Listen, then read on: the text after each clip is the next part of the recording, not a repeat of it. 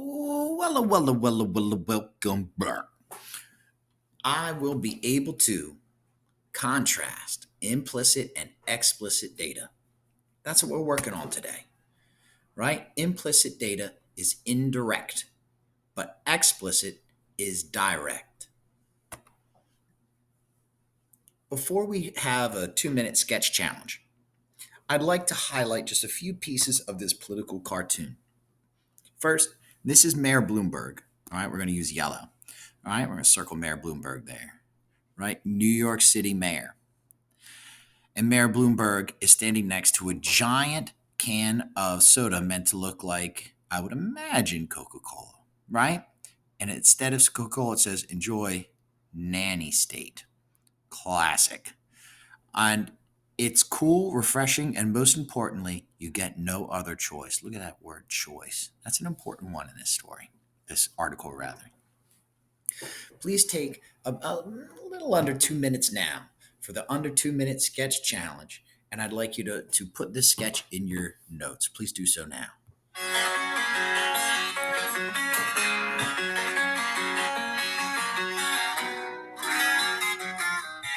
Wahoo!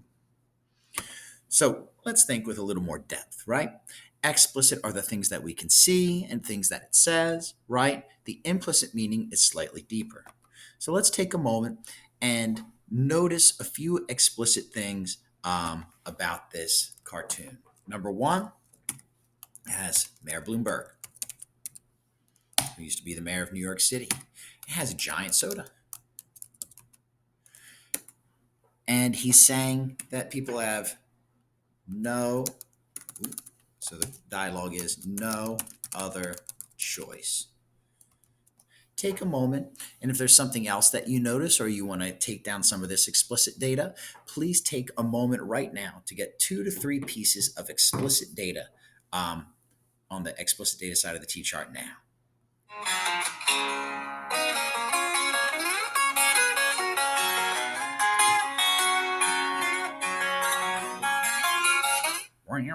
Excellent. Now, implicit data, we got to think a little more closely about. So we're going to turn this into a line. We're going to shrink the line just a little bit, and we're going to go over to the color blue. Is there anything that we've been talking about in our English class? When is it right to stand up for your rights? Well, possibly when your choices are taken away from you. I like that. Mathematics, well, certainly this seems to be a mathematically nearly impossible giant thing of soda. All right, probably not literally impossible, but my God, look at that. Chemistry, what sort of items are inside of soda? Why is this even an issue to begin with for anybody on Earth? What's the history of bans? Has anything else ever been banned before, I wonder? Is there any books where there's a nanny state, someone who's watching too much and trying to shape your choices too much, not letting you live a free life? Geography, this took place, and we'd have to go back in time to 2012. But here we are at Stewart Middle School, right?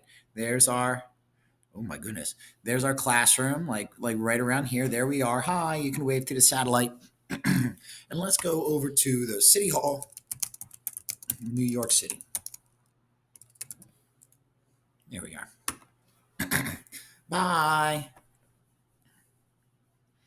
Oh, here we are.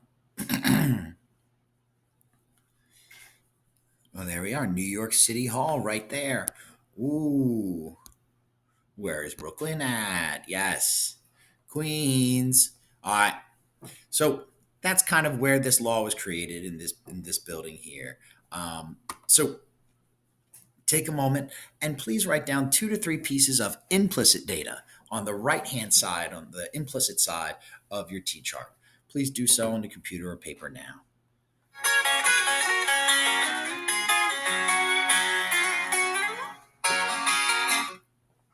Wahoo! So we're going to use a denser text than just a political cartoon now, and it's going to be a news story from back in time in 2012. All right, here's a little still from it, and this is a citizen of New York, of Harlem specifically, sounding off about the law. So what I'd like you to do, you're all on slide 7, is we're going to watch this report once and record as much explicit data as we can. When we're done, we'll talk about implicit data too.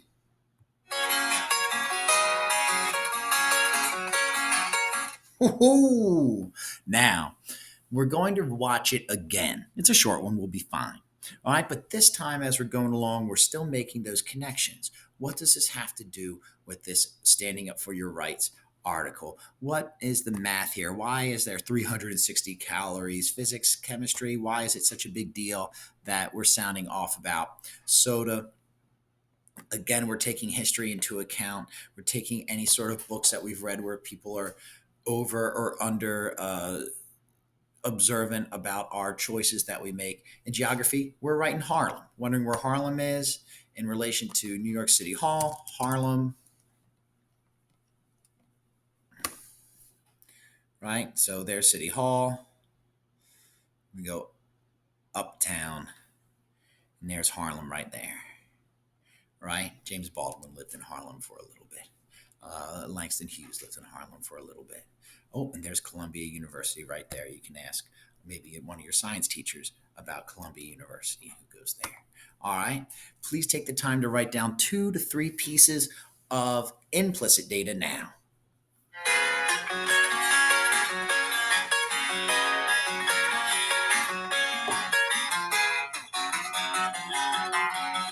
Wahoo. All right. So now, 3 cheers for the nanny state. All right, you very well should be reading this for the third time, but let's just say you need a refresher. No worries. We're going to read it as a class now using our cards. Please take the time to read, or reread rather, 3 cheers for the nanny state by Sarah Conley.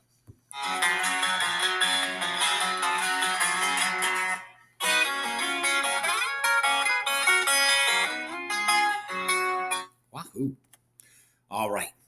So let's focus just on paragraphs 4 and 5 now that we're done, because I do think these are, for lack of a better word, humdingers. I think they're toughies. Okay, so let's get some explicit data. We have a vision of ourselves as free, rational beings who are totally capable of making all the decisions we need in order to create a good life. Give us complete liberty, and, barring natural disasters, we'll end up where we want to be. It's a nice vision, one that makes us feel proud of ourselves, but it's false. A nice vision, one that makes us feel proud of ourselves, but it's false. I'm going to highlight that closing transition sentence. I'm also going to highlight this word rational because I know we've talked about it recently. John Stuart Mill wrote in 1859 that the only justifiable reason for interfering in someone's freedom of action was to prevent harm to others. According to Mill's harm principle, and I like how it's in quotes, right? It's taking it right from, I'm going to connect it with English, but it's a shame they don't have philosophy here. I'll connect it with physics, I guess. We should almost never stop people from behavior that affects only themselves because people know best what they themselves want. Take a moment and write down 2 to 3 pieces of explicit information that they just tell you. Please take the time to write 2 to 3 pieces of explicit data now.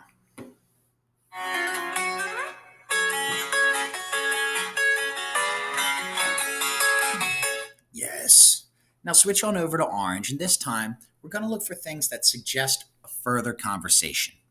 We have a vision of ourselves. Well, this is already a claim because they're speaking for everyone here. And I'm not sure it's true for everyone. So we have a vision of ourselves as free, rational beings who are totally capable of making all decisions we need in order to create a good life. I'm not sure if that's true of religious people, right? If you've ever heard the phrase, let go and let God, well, that's certainly not advocating a rational posture. Give us complete liberty, and barring natural disasters, we'll end up where we want to be. It's a nice vision, one that makes us feel proud of ourselves, but it's false. A little more extra attention here, right? That this vision of freedom is a nice vision. When other people use other words, thinking of the lady in the video, for instance, to describe this vision, but it's false. John Stuart Mill wrote that the only justifiable reason for interfering in someone's freedom of action, what could that mean, was to prevent harm to others. And I'm going to circle that word harm. What constitutes harm to some might not constitute harm to others. Freedom from versus freedom to. According to Mill's harm principle, we should almost never stop people from the behavior. Almost never stop. that affects only themselves because people know what they themselves want. Take a moment, please, and write 2 to 3 pieces of implicit data on the right side of your T-chart now. Please do so.